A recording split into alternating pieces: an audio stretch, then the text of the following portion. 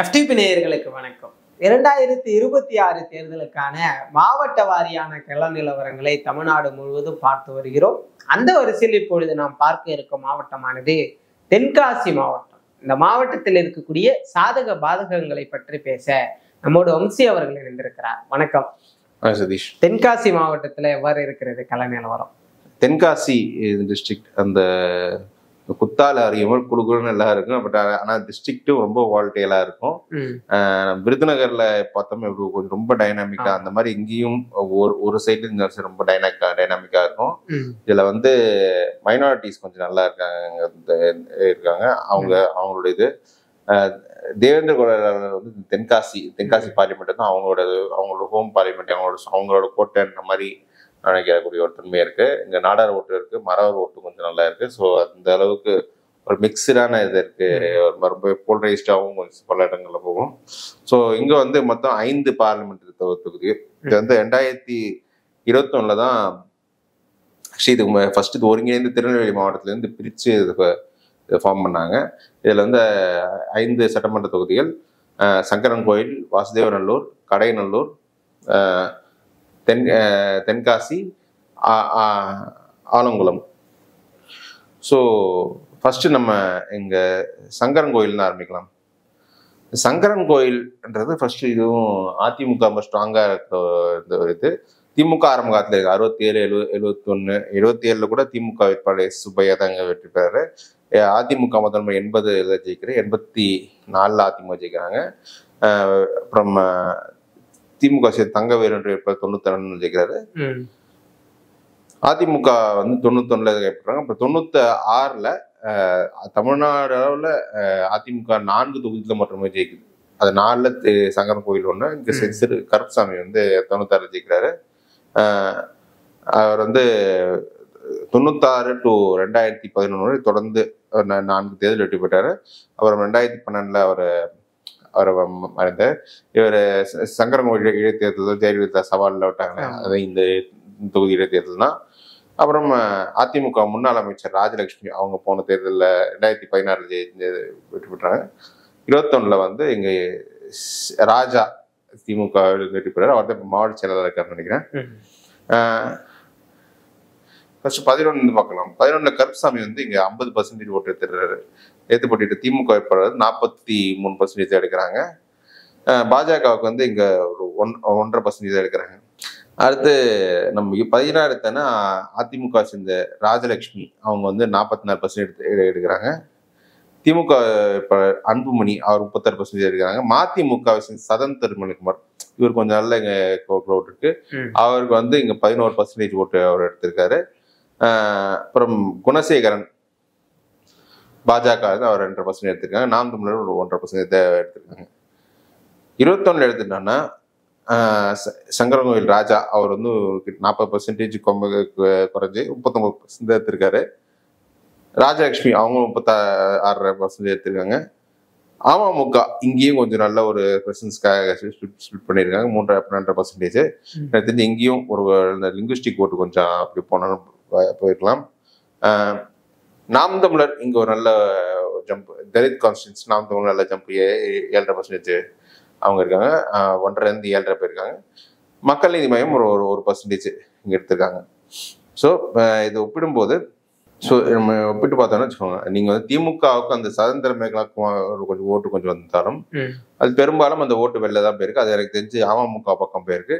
அதிமுக ஓட்டும் கொஞ்சம் பலவீனப்பட்டு அமமுக பக்கம் போயிருக்கு. நாம் தமிழர் பக்கமும் கொஞ்சம் போயிருக்கு அதுல. ஸோ அதுவும் கொஞ்சம் ரீசன். ஸோ இப்படிதான் இந்த காலம் இங்க அமைஞ்சிருக்கு.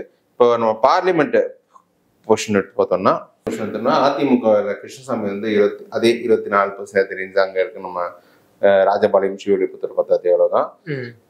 திமுக வேட்பாளர் ராணி வந்து அவங்க 40% எடுத்திருக்காங்க. பாஜகவுக்கு வந்து இங்க ஒரு 20% அங்க இருக்கு. ஸோ நாம் தமிழர் 11%, அந்த 6 வந்து கொஞ்சம் இன்க்ரீஸ் பண்ணிருக்காங்க. ஸோ ஒரு நல்ல கேண்டிடேட் போட்டு அவங்க ஒர்க் பண்ணா தெரிஞ்சு ராஜலட்சுமி எல்லாம் திரும்ப எடுத்து ஒர்க் பண்ணாங்கன்னா பட் ஏன்னா இதுலயும் என்னன்னா இந்த அமமுக ஓட்டு முக்குளத்தூர் ஓட்டு கொஞ்சம் ஒர்க் டிரான்ஸ்ஃபர் இருக்கு. அது எந்த அளவுக்கு அது ஒரு ரோல் பிளே பண்ணியிருக்கு. ஸோ ரொம்ப க்ளோஸ் ஃபைட்டாக தான் இருக்கும். அந்த க்ளோஸ் ஃபைட்ல அதிமுகவுக்கு இங்கே நான் எட்ஜ் நான் கொடுக்குறேன். அடுத்து வசுதேவ நல்லவரை பொறுத்தவரை இதுவும் சங்கரன் கோயில் ஆரம்ப காலத்தில் திமுக 67 ஜெயிச்சாலும் 77ல அப்புறம் கம்யூனிஸ்ட் இந்த கேரளா ஒட்டி இருக்கிற கம்யூனிஸ்ட் தாக்கம் எங்கெல்லாம் வந்து இருக்கும். அப்புறம் காங்கிரஸ் களம் 84 to 2001 வந்து காங்கிரஸ் இப்போ ஈஸ்வரன் அவர் தொடர்ந்து ஜெயிச்சாரு. 2006ல அதிமுக கூட்டணியில் மதிமுக சதன் திருமணம் அவர் ஜெயிக்கிறாரு. 11-16 தான் 11ல தான் அதிமுக முதல் முறை ஜெயிக்கிறாங்க டாக்டர் எஸ் துரையப்பா. 16ல அதிமுக ஜெயிக்கிறாங்க. 21ல தான் சுதந்திரம் திமுக அணியில ஜெயிக்கிறாரு. வருஷம் 2011 போகலாம். 2011ல அதிமுக துரையப்பா வந்து கிட்டத்தட்ட 57% எடுத்துட்டாரு. காங்கிரஸ் கண்டெஸ்ட் பண்றாங்க, அவங்க வந்து 37% எடுக்கிறாங்க. பாஜகவுக்கு ஒரு 1.5% வந்துருக்கு. 16ல என்னன்னா அதிமுக வேட்பாளர் மனோகரன் வந்து 57ல 45க்கு வந்துடுறாங்க, 12% டிராப்பு. திமுகவும் வந்து 35ல 33 பேரு அவங்களும் டிராப். இது 12% டிராப் பெரிய அளவுக்கு கம்யூனிஸ்ட் சைட் போயிருக்கு. 8% அவங்க ஃபிட் பண்ணியிருக்காங்க. பாஜக அவங்களுடைய ஓட்டை வந்து கொஞ்சம் இன்க்ரீஸ் பண்ணியிருக்காங்க, அதுலயும் 12% போயிருக்கு. நாம் தமிழர் கொஞ்சம் இன்க்ரீஸ் பண்ணியிருக்காங்க. ஸோ இந்த திமுக பல இடத்துல இந்த கட்சிகள் வளர்ந்துருக்கு. ஸோ இந்த இப்போ 2021ல இந்த 45-4 34-8 எந்த அளவுக்கு சேரும்னு பார்த்தா 34-8 கூட ஓரளவு செஞ்சிருக்கு. நீங்க சுதந்திரம் ஒரு கிட்ட 40% தான் எடுத்திருக்காங்க. அதிமுக வந்து ஃபர்தரா பலவீனப்பட்டிருக்காங்க, 7% இழந்திருக்காங்க. அது அமமுக அப்படியே ஃபுல்லா போயிருச்சு. பாஜக ஓட்டும் சேர்ந்து கொஞ்சம் பிளஸ் நாம் தமிழர் ஓட்டும் நாம் தமிழர் அதிமுக ஓட்டு கொஞ்சம் பலவீனப்படுத்தினால அதுல கொஞ்சம் வீக்கன் ஆயிருக்காங்க. திமுக வந்து இங்க ஒரு ஸ்மால் மார்ஜின்ல இவங்க ஜெயிச்சிடுறாங்க. இங்க வந்து நம்ம பார்த்தோம்னா பார்லிமெண்ட் பொசிஷன் எப்படி இருக்குன்னா, டாக்டர் கிருஷ்ணசாமி இங்கேயும் அதே 24-25 மார்ஜின்ல 24%, திமுக அதே 39% எடுத்திருக்காங்க. பாஜக 18, இவங்க 15% இவங்க எடுத்திருக்காங்க. ஸோ இந்த தொகுதியிலுமே அதிமுக பாஜக கொஞ்சம் நல்ல கூட்டணி போயிட்டு ஓட் ட்ரான்ஸ்ஃபர் அவங்க கரெக்டா இருந்தாங்கன்னா அதிமுக பாஜகவுக்கு ஒரு இது வச்சிருக்கும். சுதந்திரம் திருமலைக்குமாரும் நல்ல வேட்பாளர் தான் அவருக்கு இருக்கு. ஸோ ரொம்ப இதுவும் க்ளோஸ் ஃபைட்டா தான் இருக்கும். அந்த அடிப்படையில நான் இங்கேயும் அதிமுக பாஜக கூட்டணி ஒரு சின்ன எட்ஜ் கொடுக்குறேன். அடுத்து கடைநல்லூர் தொகுதி. நம்ம எல்லாமே குற்றாலம் பார்டர் பரோட்டா கேள்விப்பட்டிருப்போம்ல, அந்த பகுதி தான் இது குத்தாலம் பகுதி தான் இது. ஸோ அதனால அது பார்டர் பரோட்டா சொல்றேன்னா இங்க சிறுபான்மை எண்ணிக்கை நல்லாவே இருக்கும். ஸோ இங்க வந்து முஸ்லீம் கேண்டிடேட்ஸ் நிறைய ஜெயிச்சிருக்காங்க, ஹிந்து கேண்டிடேட்ஸும் அவங்க ஜெயிச்சிருக்காங்க. 71ல திமுக முதல் முறை இங்கே ஜெயிக்குது. அதிமுக வந்தோடனே அதிமுக 27ல 80ல முஸ்லீம் லீக் எங்க அதிமுக அணியில ஜெயிக்கிறாங்க. அப்புறம் 84ல அதிமுக ஜெயிக்கிறாங்க. திமுக ஒரு முஸ்லீம் வேட்பாளர் போட்டு 89 ஜெயிக்கிறாங்க. அப்புறம் 96 ஜெயிக்கிறாங்க. அதிமுகவும் முஸ்லீம் வேட்பாளர் 2091 போட்டு ஜெயிக்கிறாங்க. 2001ல வந்து சுப்பையா பாண்டியன் ஒரு முக்குளத்தோர் கேண்டிடேட் போட்டு அவங்க ஜெயிக்கிறாங்க. 2006ல பீட்டர் அல்போன்ஸ் காங்கிரஸ் வேட்பாளர் ஜெயிக்கிறாரு. 11ல அதிமுக, 16ல IUML திமுக வேட்பாளர் IUML அவங்க ஜெயிக்கிறாங்க. கிருஷ்ணமுரளி பாண்டியன் அந்த பேர் என்னது செந்தூர் பாண்டியன் அவர் சன்னர், அவர் கிருஷ்ணமுரளி அவர் வந்து 21ல ஜெயிக்கிறார். ஸோ நம்ம ஃபர்ஸ்ட் 11ல என்ன இருக்கு பார்த்தீங்கன்னா, செந்தூர் பாண்டியன் கிட்டத்தட்ட 50% ஓட்டு எடுத்திருக்காரு.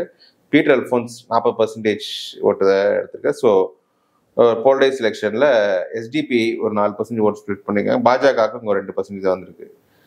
அடுத்து 16 என்ன இருக்குன்னா, அபுபக்கர் இவங்க IUML கேட்டு அவங்க 37% எடுத்திருக்காங்க.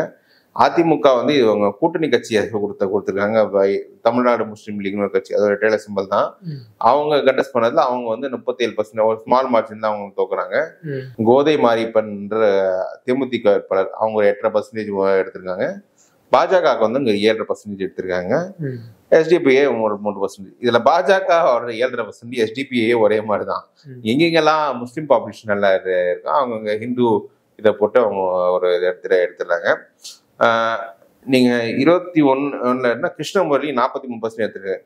IUML வந்து அங்க போன வாட்டி ஒரு 8% குறைஞ்சு எடுத்திருக்காங்க. அது அமமுக வச்சிருந்த ஐயாத்துரை பாண்டியன் அவர் தான் வெள்ளை எடுத்து அந்த ஓட்டு பிரிச்சிருக்காரு. நாம் தமிழர் வந்து இங்க 5% எடுத்திருக்காங்க. இந்த ஐயாத்துரை பாண்டியன் வந்து இங்க அதிமுக சேர்ந்திருக்காரு. ஸோ திமுக இது எப்படி அவங்க கண்டெஸ்ட் பண்றாங்களா இல்ல கூட்டணி கட்சிக்கு தராங்களா அப்படின்னு தெரியல. ஸோ எனக்கு தெரிஞ்சு இங்கேயும் நான் ஒரு அதிமுகவுக்கு இந்த தொகுதியும் நான் ஒரு சரி நான் முடிக்கிறேன். ஸோ பார்லிமெண்ட் பொசிஷன் இங்க எப்படி இருக்குன்னு பார்த்துக்கலாம். பார்லிமெண்ட்டை பொறுத்தவரை இங்க அதிமுக வந்து அந்த யூஸ்வலா இல்லாம கொஞ்சம் குறைஞ்சிருக்காங்க, 20% கொஞ்சம் குறைஞ்ச எடுத்திருக்கு. திமுக வந்து இங்க 46% எடுத்திருக்காங்க. பாஜக ஒரு 24% இங்க பாஜக எடுத்திருக்காங்க. நாம் தமிழர் ஒரு 7.5% எடுத்திருக்காங்க. ஸோ இந்த தொகுதியை பொறுத்தவரை திமுக ஒரு முக்கியத்துவ கேண்டிடேட் போட்டு ஆர்கனைஸ் பண்ணா ஜெயிச்சிடலாம்.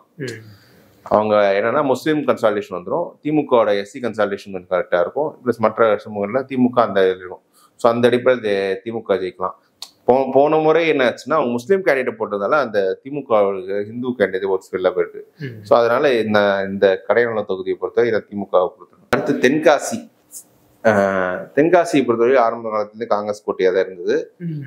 திமுக இங்க வந்து 71 ஜெயிக்கிறாங்க, சம்சுதீன் கேண்டிடேட் போட்டு. அப்புறம் அதை தொடர்ந்து 77 காங்கிரஸ் ஜெயிக்கிறாங்க. அப்ப 80 அதிமுக, 84, 89, 91 பீட்டர் அல்போன்ஸ் இப்போ போன போது இப்போ பீட்டர் அல்போன்ஸ் 89, 91 ஜெயிக்கிறாங்க. 96 காங்கிரஸ் இருக்கு. அதிமுக வந்து 2001 ஜெயிக்கிறாங்க.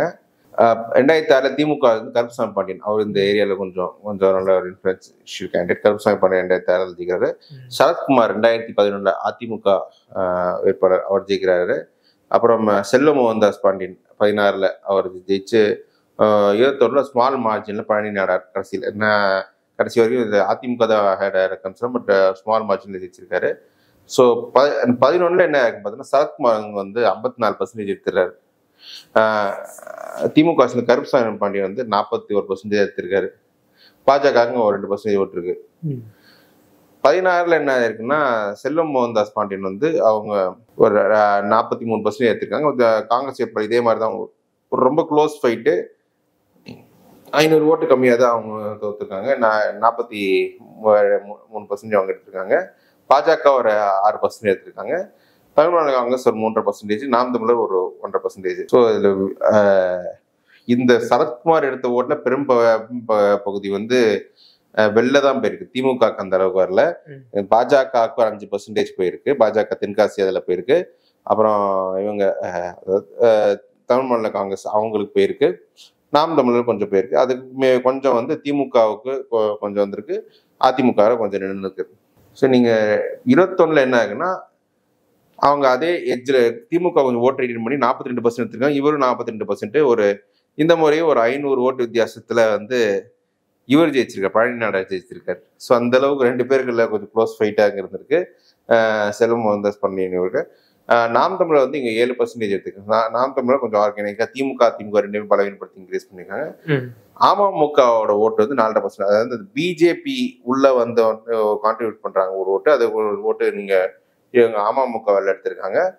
மக்கள் மையம் 1% தான் இருக்கு. ஸோ இங்க வந்து நீங்க பார்லிமெண்ட் பார்த்தோன்னா கிருஷ்ணசாமி இங்கே போன வாட்டி எடுத்து அது கடைநல்லூரோட கொஞ்சம் கம்மியா எடுத்திருக்காரு நாடாபல்ட்டு. திமுக வந்து 42% எடுத்துடுறாங்க. பாஜகவுக்கு 25% அது இருக்கு, கிருஷ்ணசாமியோட அதிகமா. நாம் தமிழருக்கு வந்து 11% அவங்களும் எடுத்திருக்காங்க. ஸோ இதுல வந்து எனக்கு vote transfer issues BJP to ADMK இதுல பெரிய இஷ்யூவா இருக்கும்னா நான் நம்புறேன். பிஜேபி அவங்க தான் கண்டெஸ்ட் பண்ணணும்னு ட்ரை பண்ணாங்க. செல்வம் வந்து பாண்டியன் கொடுப்பாரா அப்படின்னு நமக்கு தெரியாது, அவங்க எந்த அளவுக்கு ஒர்க் பண்ணுவாங்க தெரியல. ஸோ அந்த கன்ஃபியூஷன் அடிப்படையில் திமுக அன்னைக்கு நான் ஒரு எட்ஜ் கொடுக்குறேன். அடுத்து ஆலங்குளம். இங்க வந்து இங்கேயும் கொஞ்சம் நம்ம அங்கே தலித் முஸ்லீம் ஓட்டை பார்க்கும்போது இங்க வந்து நாடார் கான்சன்ட்ரேஷன் கொஞ்சம் இங்கெல்லாம் கொஞ்சம் அதிகமா இருக்கும். நீங்க ஆலங்குளம் எடுத்துக்கிட்டீங்கன்னா ஃபர்ஸ்ட் 67 திமுகவிலேருந்து ஆல்டியர்னா அவர் வந்து ரொம்ப ஸ்ட்ராங் லீடர். ஆல்டியர்னா அவர் 67, 21 ஜெயிக்கிறாரு. கருப்புசாமி பாண்டியன் நம்ம பேசணும்ல எங்க தென்காசியில, அவர் வந்து இங்க வந்து ஆலங்குளத்துல ஜெயிக்கிறாரு. 77 இவர் அதிமுக ஜெயிக்கிறாரு. அப்புறம் 80 ஒரு காங்கிரஸ் சப்போர்ட் இண்டிபெண்டன்ட் ஜெயிக்கிறாரு. 84 அதிமுக, 89-91 திமுக ராமசுப்பு, முன்னாள் திருநெல்வேலி MP ராமசுப்பு ஆல்டியார்னா திரும்ப திமுகல வந்து 96ல ஜெயிக்கிறாரு.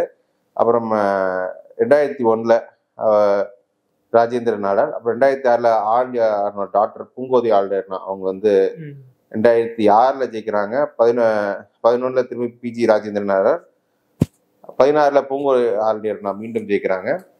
21ல வந்து மனோஜ் பாண்டியன் ஜெயிக்கிறார். ஸோ ஃபர்ஸ்ட் நம்ம 11 எப்படி இருக்கு பார்க்கலாம். 11 பார்த்தோன்னா PG ராஜேந்திரன் வந்து 47% எடுத்துறாரு. பூங்கோதை ஆழ்வார்னும் ஸ்மால் மார்ஜின் தான் தோக்குறாங்க. அமைச்சராக இருந்தாங்க, ஒரு 1000 ஓட்டு கம்மியாக இவங்க 47% எடுத்துடுறாங்க. கிட்டத்தட்ட 300 ஓட்டுல தோத்துருக்காங்க. 16ல இருந்து பூங்கோதை ஆழ்வார் 46% எடுத்துடுறாங்க. அதிமுக வேட்பாளர் FC கார்த்திகேயன் அவங்க வந்து 43% எடுத்திருக்காங்க. இவங்க தேமுதிக கொஞ்சம் அதிமுக ஸ்பிட் பண்ணியிருக்கு. பாஜக ஒரு 100%, நாம் தமிழர் 1.5%. 21 என்ன இருக்குன்னா பூங்கோதை ஆழ்வார்னா வந்து 34%. அவங்க கொஞ்சம் கான்ட்ரவர்சிஸ் கொஞ்சம் மதர் பேஸ் கொஞ்சம் கான்ட்ரவர்சிஸ் கொஞ்சம் உள்ள இருக்கு. அதனால 10% ஓட்டு ட்ராப் ஆயிருக்கு. மனோஜ் பாண்டியனும் வந்து அவரு ஒரு இதுல எடுத்து 36% எடுத்திருக்காரு. இதுல என்னன்னா ஹரி நாடார் நம்ம பாக்குறோம்ல, இதுல அவர் வந்து 19% ஓட்டு பிரிச்சு எடுத்திருக்காரு. இது யாருக்கு பிரிச்சிருக்காருன்னா 2 பேர்த்தையும் பிரிச்சிருக்காரு. அந்த நாடார் ஓட்டு கொஞ்சம் பிரிச்சு எடுத்திருக்காரு. அதுல பிரிச்சதுல இவரு கொஞ்சம் பேஸ் பண்ணி கொஞ்சம் ஸ்ட்ராங்கா மேல வந்து ஜெயிச்சிருக்காரு. தேவேந்திர ஓட்டு கொஞ்சம் பிரிஞ்சிருக்கு, அதுல கொஞ்சம் வந்து ஜெயிச்சிருக்காரு. சங்கீதா, நாம் தமிழர் சங்கீதா வந்து அவங்க ஒரு 7% ஓட்டு எடுத்திருக்காங்க. ஸோ இதுல வந்து பார்லிமெண்ட் பொசிஷன் எப்படி இருக்குன்னு பார்த்தோன்னா, பார்லிமெண்ட்ல வந்து இது வந்து திருநெல்வேலி பார்லிமெண்ட், எங்க நயினார் நாகேந்திரன் வந்து 30% தான் இங்க வந்து எடுத்திருக்காரு. காங்கிரஸ் ஏற்பாடு 44% ஏற்பாடு, நாடார் ஃபைட்டு. அதிமுக 11% வந்திருக்கு.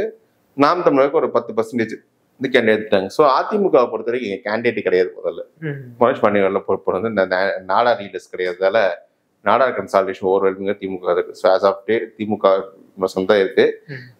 யார் நிக்கிறாங்க எதிர்த்தாப்புலன்னு பொறுத்து தான் இப்போ இது கேண்டிடேட் யாரும் இல்லை. அதான் நம்ம தேர்தல் இயக்கத்துல போட்டு பார்த்தோம். நிச்சயமா தென்காசி மாவட்டத்தில் இருக்கக்கூடிய 5 சட்டமன்ற தொகுதிகளுடைய நிலவரங்களை தெளிவா சொன்னீங்க. அந்த 5 சட்டமன்ற தொகுதிகள் சங்கரன் கோவில், வாசுதேவநல்லூர், கடையநல்லூர், தென்காசி, ஆலங்குளம்.